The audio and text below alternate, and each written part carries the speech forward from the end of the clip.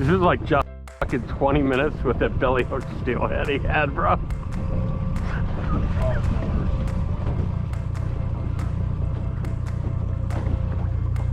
We made him fight it the whole way in. Going on 7 minutes right now, Dan. Good morning, everybody, and welcome back to Wolfish Angling Adventures. I'm your host with the most, Carl Wolf. I'm out here with my dear friend, Daniel Riverville and Snow, professional multi-species angler from Akron, Ohio, born and raised in the Portage Lakes area. Well, we effectively call the Get North Portage Lakes, whatever. We're out here on Lake Erie today. Absolutely perfect, beautiful day to be fishing. We got overcast sky, less than 1 foot out here. And we're gonna be doing some walleye trolling today. We're gonna make this easy walleye trolling. We're gonna go over how Dan rigs it up. We're gonna be trolling a little bit deeper than you see us often trolling in the fall brawl. And Dan's gonna go over how he puts out his spread trolling for Lake Erie walleye, and we're gonna make it as easy as possible for you folks. So stay tuned and let's see what kind of walleye we can get into today of Lake Erie, the walleye capital of the world. Oh, first things first, we stopped here. Dan wanted to stop in 40 feet deep. Yeah, stop check 40. I would have normally, in a general situation, I'd check at 20, then I'd check it at 30, and I'd check it again at 40. Now, if I'm being honest, the past couple weeks, everybody's talking about, 50 to 72 feet of water.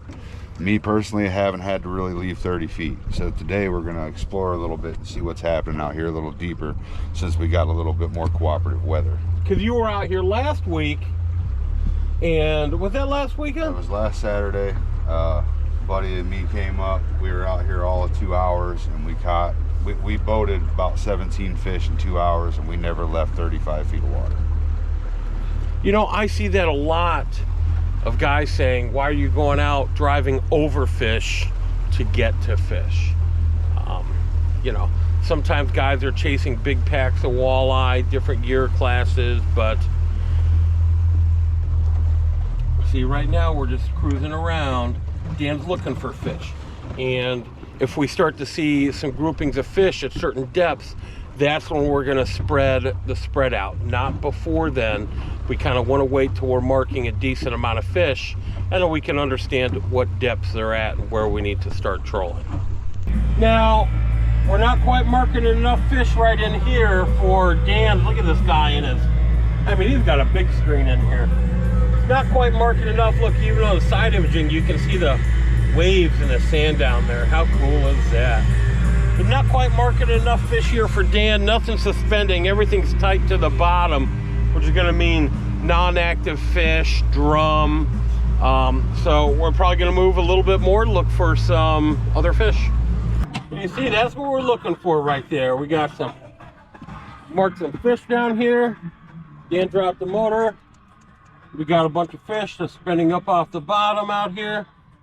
Let's see if we can get us a little wider range view here. So we're about ready to set out the spread, and we're gonna go over. Dan is going to. We're gonna show you how we set up a spread here. All right, we got Dan's tower and his track system all set up. You don't really need something fancy like this, but the tower system like this is optimal for trolling planer boards like this. Yeah, originally, so when I started out, I actually just had these regular RH rod holders like this and this single track, and I would just push this rod holder back to back here. But the longer I had the boat, I realized I'm wasting all this forward space. So my bimini top would normally hook in here. So I added this extra track. I already had the towers, and that allows me to line my tower up really close to the back end of where my bimini top would hit. So I could have my top up if I chose and still be able to reach these rods. With this lift and turn on Trax Tech, I can position them that way so I can reach them even easier still. But low wind, low speed. I like to have them straight out like that. I find it a little bit easier to detect a bite. You guys experiment and decide what you like best. So I was telling Carl, I have 2 different lengths of rods, 8/6s, all mediums, board style rods, cheapest ones that you can find on the market, because hey, who needs to spend $1,000 to do this? I spend it in what holds them. That way if I lose these and they pull out, I'm not out $1,000. So 8'6" up top, just to give me a little bit of extra height, that extra 6 inches of height out to my outside board. Now we're gonna set this spread up as follows. My far outside board will be my shallowest running line. My next inside board, that will be a little deeper than the outside board. The next one in, and the way I run it is 2 guys in a boat, we're allowed 6 rods. So my inside rod, I'm not gonna run a board.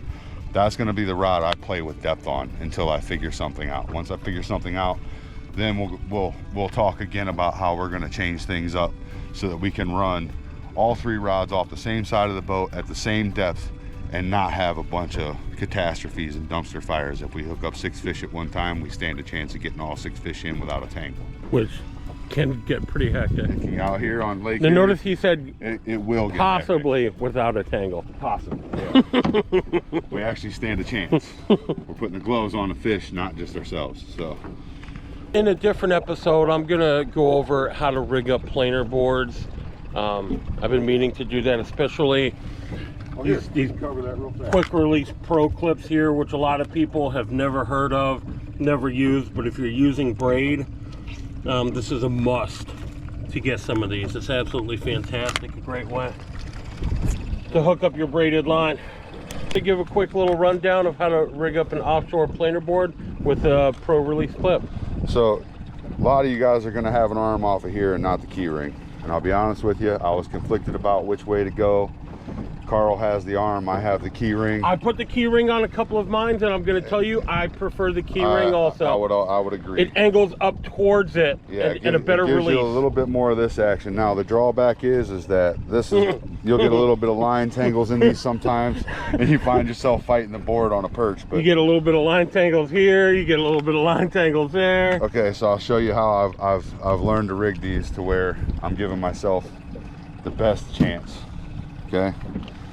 So I start out, I use that groove, okay? No matter which side of the board I use that groove. I wrap toward my rod, like so. I find 4 is enough, 5's not bad, but if you get too many on there, you're causing yourself an issue. Now, if you notice the way I wrapped, the line coming to the back of the board started in the groove, okay? I'm gonna end my wrap with my rod side high on that spool, on that spindle. Then I bring my clip side of my line all the way past, and when I clip this, I'm clipping it so that rod's coming off the top, fish is coming off the bottom. Then I will pull slack. I pull a little bit of slack in between here, enough to where these 2 clips will actually spread themselves out. Doesn't really matter on the first clip, for me anyway. I find that I clip it, I can pull a little bit of slack. I want that to be able to reach out. I don't want it so far that it's going to cause a problem. So I would back that up just a little bit, and I'd check it again. Now when I troll using the musky lures, I wrap that around there, otherwise it pulls so tight you lose all that slack. I was also getting there. Now you see how easy is it for me to pull. So, you're looping it, okay. So I loop it, and then I run that back to my bait. You know, it's just a demonstration. So this little bit of slack here is crucial, especially with that clip, because this is going to pull forward.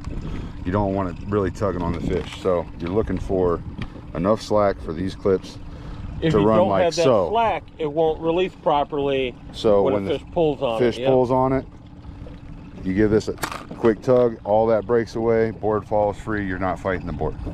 That's the idea. But I found that how that front spindle gets wrapped makes all the difference in the world on the release, whether or not you get tangled. I personally say 4 wraps is the magic number for me.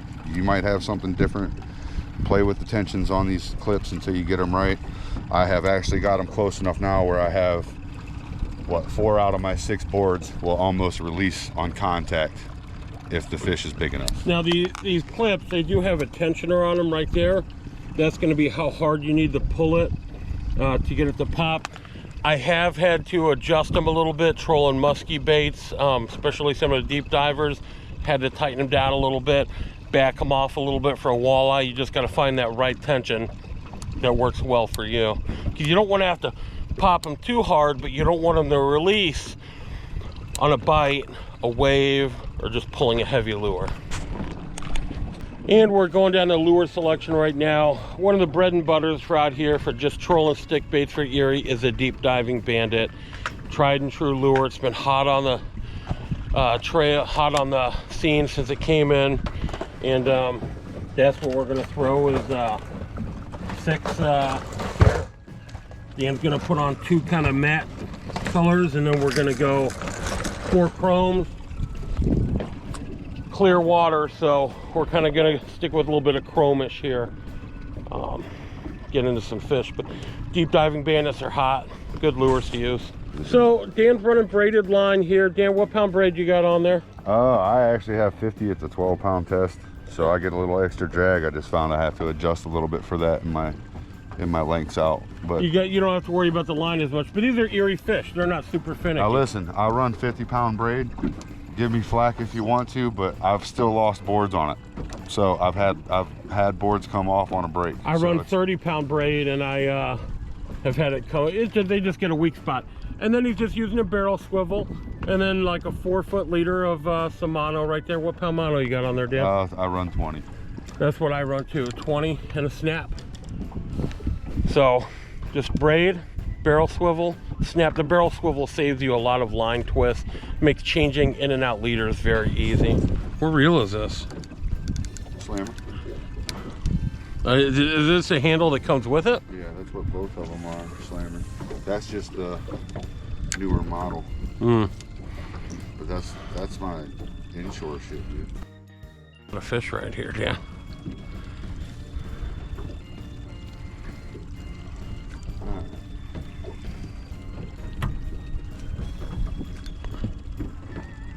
Let's see if we can make it home by 10. Man, I almost need to.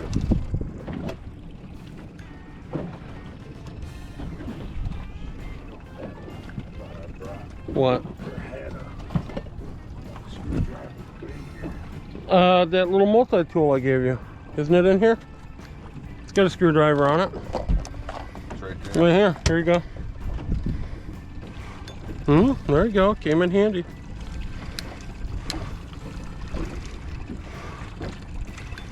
Oh, had a bite. Yep.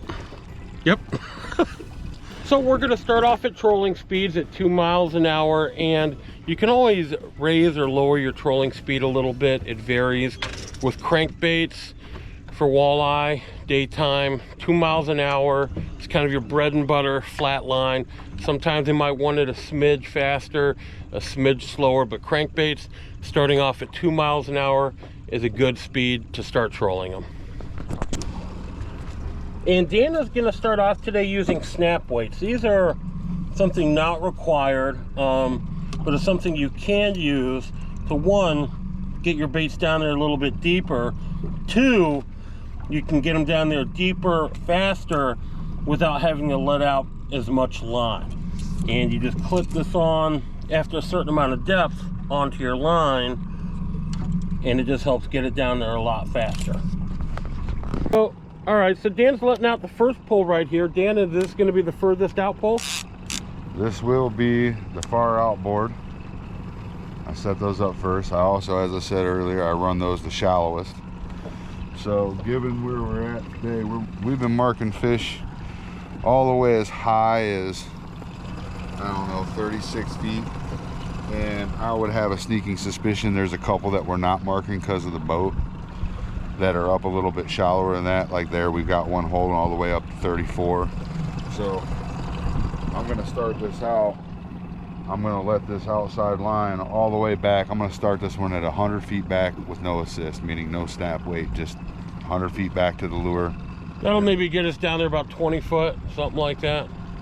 100 foot, I'd have to look it up, but I think we're up higher in the column. I mean, we're probably not even down on the graph there. you know. So that's where we're gonna start that one. Next one in, I'm gonna do the same thing. I'm gonna push it 100 back, but I'm gonna put a 2-ounce weight at 50 foot. And that'll add about 9 to 11 feet, depending on speed and lure. So you're gonna let it run out 50 foot and then clip on the weight? Clip on the weight. My weight, I always run my weights at 50. I know guys play with that, I get it, but I run my weights at 50. Even if I'm just running a 50 dead back right here off the side of the boat, I still put the snap weight on and lower the snap weight down to where it's running in the water. Because then I know that the lead off of that would be the same as if I was running it off of a planer board right off the surface of the water, rather than gaining this extra couple feet for the rise of my tower. So there we are. Now I rig mine up way differently than that. I like to start at the back clip. Which I've seen guys do that There's too. a million different ways. But I found that I wind up not fighting any tension. Right? So now I'm pulling my slack up from my back. Also, it may just be my anal train of thought, but I've also, if I want to run this at 100 feet, I actually let this out to like 102. So that gives me a little bit of room to do this rigging and still be at 100 feet. And like I said, that's probably really anal. I don't know that it's going to make any difference down there when we're actually running the bait. So let's see how long it takes to get into a program. All right, so 100 foot back and how many feet out? So people say back and out. So my fishing lead is from the board to the lure. That's 100 foot on this one. And then I'm gonna run it. I mean, it's not busy out here right now. I'm gonna run it 100 foot out. So I'm gonna stop this reel at 200. So when people say back, that means letting the lure back. And when they say out, that means the distance out after you've already clipped the planer board on. Now on this next one here, Dan is putting on one of those snap weights, and he was saying he's letting out 50 foot of line right there. This is where, like, I don't use line counters muskie trolling. I just kind of eyeball it because I'm not letting out much line at all. But out here, putting out a spread, when you're spreading out all your tackle like this and want to go for some precision depth, this is where having a line counter really comes into play, so you know how far you're distancing those apart. So 2-ounce snap weight. I run the Amish Outfitter stuff. I run the Amish Outfitters. I know what Northland makes some. And there's a million different knockoffs too. Anybody that's not familiar, I know most of you that see this probably are. Them red clips, they've got that post there in the middle of that.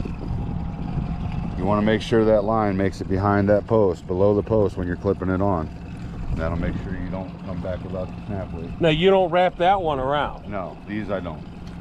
Because if it slides a little bit. Well, look at it, if I'm running a little deep, I'll get caught up in some fish, and then suddenly I'm making bottom contact. It's not just going to catch that ring. It's going to let it slide a little bit. And whenever you wrap them around those two, there's always a chance of it getting in a crease, and it's another little tangle hazard wrapping around them too. Everything's a tangle hazard out here. So we let that 150 out and then put on the clip, and then you're going to do another 50. So I put the 50 on, actually, and I'm watching the depth and where they're running. I'm running this one back. I put my snap weight on at 50 foot. I just ran this back to 130. Now I'm going to put my board on. Now see, I normally call that a 50 plus 2 130 back. 50 plus 2 130 back. Now I run mine a little bit differently. I run my deepest, but I don't really use the snap weights. I just kind of come out here in the fall time, and these fish are shallow. But I run my boards, the furthest ones out, I run those the deepest. So certain aspects, there's no right way, there's no wrong way. It all comes down to personal preference. But with Dan's way, how he's doing it, well, here's my with the furthest board out, is that he has less line in total. Well, plus what's going to happen when the fish takes that bait? He's going to rise up, right? So I want these lines in here deeper, so that fish rises up, he comes up over top of everything. That's my theory on that. Next one, just straight off the back of the boat, old school. No planer board, just running that one. I will have a snap weight, just no board. Now, are you gonna run this one? You're gonna put on the snap weight after 50 foot, and then how much line are you gonna let out for this one? Then this one, I'm gonna start this one back at 140, and then I'm gonna start playing with depths on this rod to see exactly what number I need to wind up to put it where they want it if they're active. And judging by the lines that I'm seeing everybody else run out here, I'm pretty sure they're active. All right, well, it's time for me to get my spread out. They're right on the block. I haven't marked any fish up high out here at all. You gonna let me get in here so I can get your weight off? What do you got, a boat flipper here, Dan, or what? I can feel it.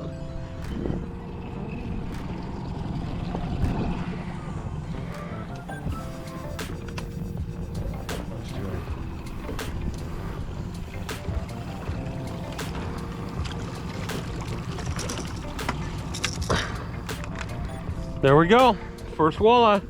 First one.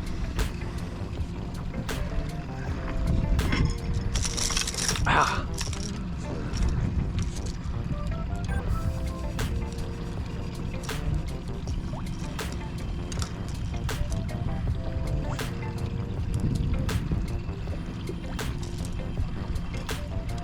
Keep getting repinned.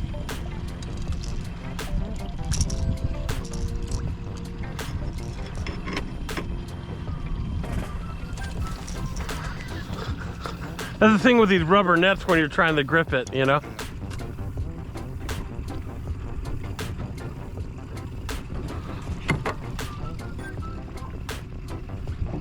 Just got whacked. That didn't get it. That was on the 2-ouncer here. I let it back to 200 foot total. One just got whacked on it.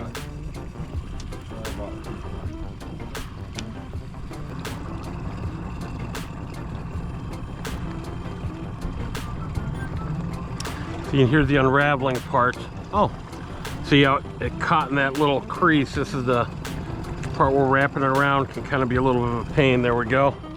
Especially when I musky fish and it gets wrapped around that seam and you got a really big fish on there, it can be a little bit of a problem, but you gotta watch your fingers with that braid too, especially hooking into a big fish, huh, Dan? Does the fish feel like it's got a little bit of weight to it?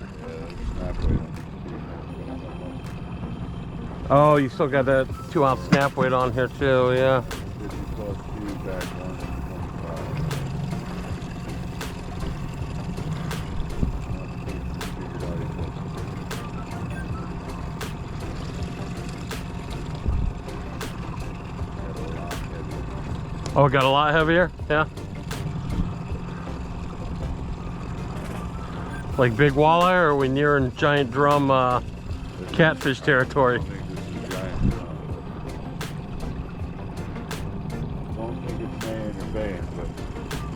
I could smell that smell. That's not like you and patchouli or anything, or are you wearing patchouli or something, Dan? Are you wearing some hippie scents? I'm wearing Old Spice body. No, I smelled the Old Spice, but I smell like. Oh, that's me. That's my deodorant. Never mind. Oh, it just came off. No, it didn't. Yeah. No, bro. I was taking it easy on him and everything. Damn. That's a nice one. Hook out, or fish out right at the net. There we go. We got a keeper now. All right, Dan. There we go.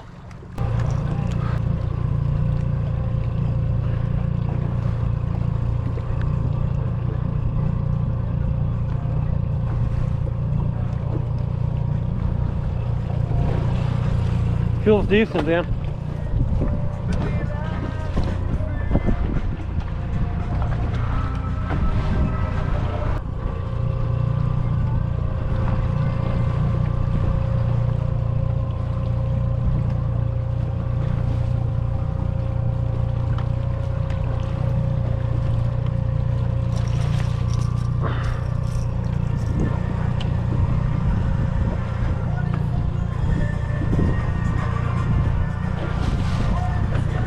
swiped at it. There's a knife right up on the deck up there. Well, it wasn't quite that hog I thought it was, but when you're hooked up on another board, things get a little goofy. Where's the knife at? Right up on the deck. Okay.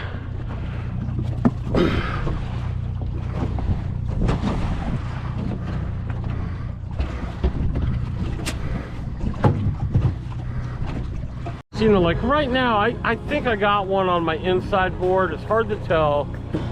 But the board went back some. It didn't trip. Sometimes it's best to double check because you'll just be dragging fish out here all day long. But Dan, look at my, yeah, definitely fish on my middle board.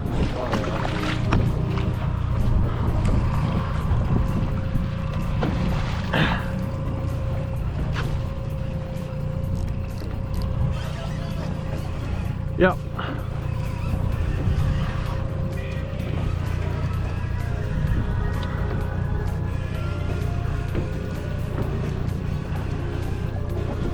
See, these are really nice with a two-man effort because one person, you got to try to hold the rod, untangle the board, which you can do, but two people that know how to work the boards and the clips, it's just way beneficial. Otherwise, I'd have to set this down, clip the board, pick the rod back up. And you notice me and Dan, when we unclip the board and we unclip the weights too, see how Dan's gently putting that back up instead of letting it skyrocket up? So the line doesn't snap straight up. Dan, I got one. We're not out here playing the banjo. Dan, I got one on the inside. Right. Might be this one. Wait and see how it pans out. No ride. This is the shit I have to get used to when I'm fishing alone.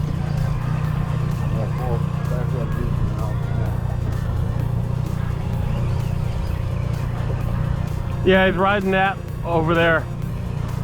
He's riding that line. That's what I don't like about having those inside lines so far back like that. That's why I like doing it the other way.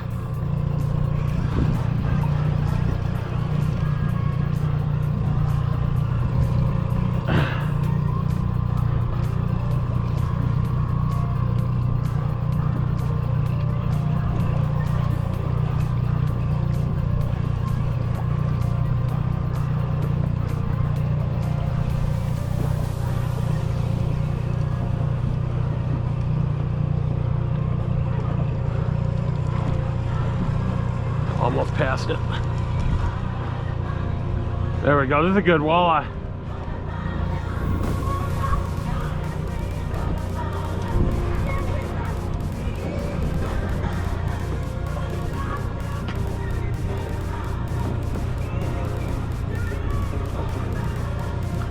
Yeah, there's a nice one here.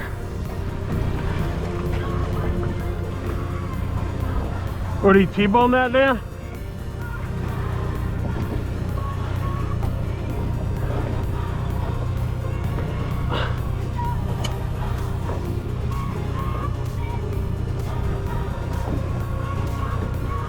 Yeah, there we go. That's a walleye, baby. Yeah. That's a biggie right there. Dang. Folks, that's a nice 27.5-inch Lake Erie walleye. Beautiful fish out here trolling. This is a nice, big, beautiful, gorgeous Lake Erie walleye. You know what? Whoa! It said quit talking trash. Now, you know what Dan and I like to do with these giant, big Lake Erie walleye? We like to send them big girls back. See you in the fall, baby. Yep, see you in the fall. I hope you folks are enjoying the show. I tried to make this a simple and informative video for those of you looking to get into Lake Erie trolling, to be able to just go out there and get it done. If you're enjoying the show, go ahead and hit that like button, the hype button, leave a comment, or even subscribe to the show if you enjoy watching. I'd really appreciate that. That's the only way to help my channel grow, and is kind of like a thank you to me. Also, the tagged products that you're going to see in the video, like the bandits, the planer boards, that kind of stuff, those are all links to reputable companies, and if you do follow the link and make a purchase, I do earn a small commission. Anyways, that's enough, and back to the show. Thanks for watching. Well, the last couple that we got were boat flippers, kind of all eaters, which is what we're out here looking for. I mean, in the fall time, you get those really big ones, and big ones, they look good, they feel good, but they don't eat as good as those smaller ones, not at all, huh, Dan? I prefer them between that 18 to 22 inch mark. Yeah. So like Dan and I started last year, we were like, you know what, we're just gonna start letting all the big ones go. Just started. Now, mind you, if it was a slow day, might have kept that big one. I don't know. I don't have a family to feed currently, though, so you know, can afford to be picky. But we're one away from getting our limit right now, and you know, coming back in a little bit shallower, kind of mid 40s has been our magic mark today. Getting them higher up. Well, nothing right on the top. Nothing right on the top today. Whoa! Danny Boy's got a drag puller. Might be the last fish of the day right here. We got the first steelhead of the season there, Dan? The heck you got there, Poppy? I don't know, whatever it is, bulldogging the shit out of me.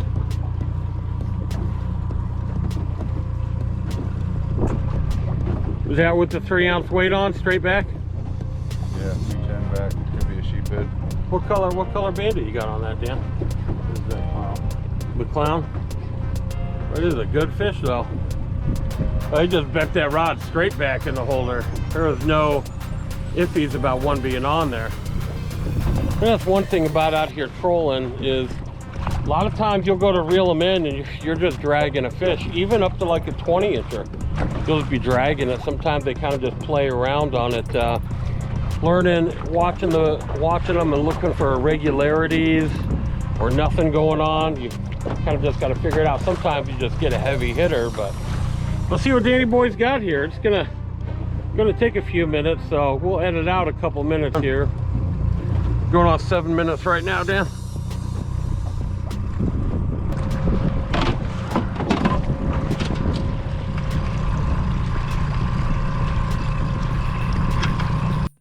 We're just gonna have to wait.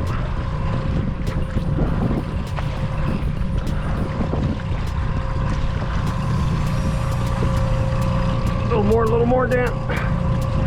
3 more feet. Got him. All right, 10 minutes later.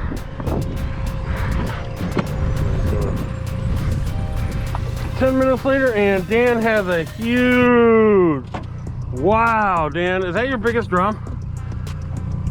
All right, look at the butthole on that thing. Wow. Look at that, Dan. Pulled it through the split ring and everything. See that? That drum did a number on Dan's lure here. Busted off one of the hooks. Literally got it tangled up on a split ring and worked it off.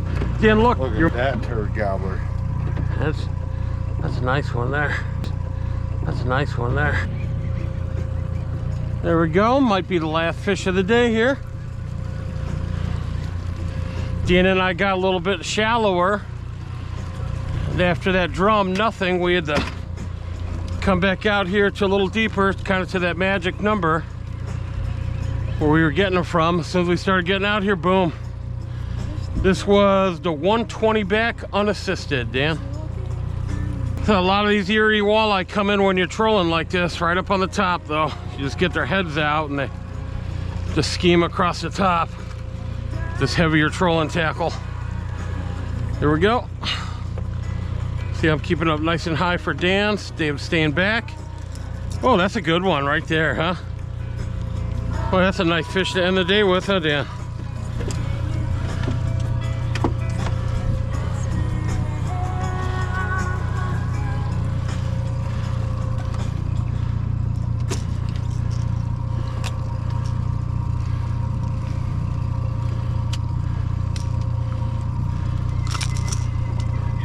Well, he just puked up a krill or some shit, bro. Like some little larva shit. Dude, how get the net through his jaw like that?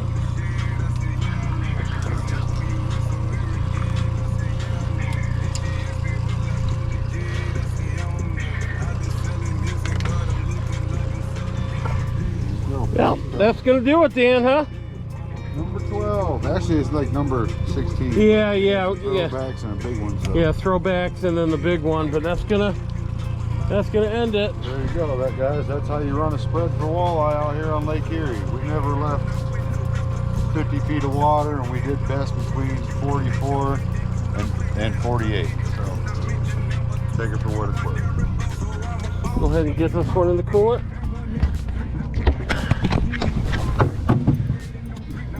Oh yeah, and bleeding these fish out, boy, it's just a way to go. But it's gonna wrap it up, everybody. Thanks for watching. Like, subscribe, all that jive. Thanks a lot. I appreciate it all. Oh, share the show, everyone you know. Hopefully helped you learn something today. Bye. Hope you all enjoyed the show. Don't forget, if you ever see me at the boat ramp, my pickup truck, or at camp, I got some stylish Wolfish Angling Adventures hats for you, or hit me up for a free sticker. I'll see you folks in the next video, or out on the water.